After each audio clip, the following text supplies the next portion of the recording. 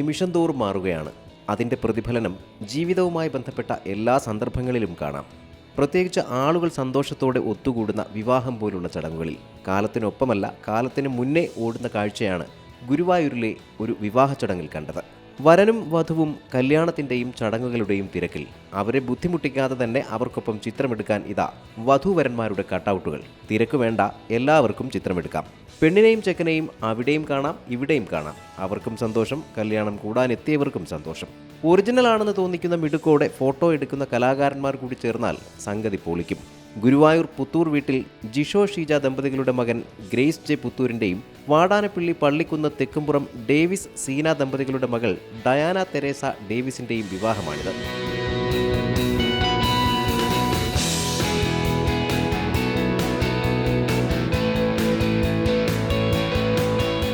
Guruvayur saint Antony's ദേവാലയത്തിലായിരുന്നു ഇവരുടെ വിവാഹം.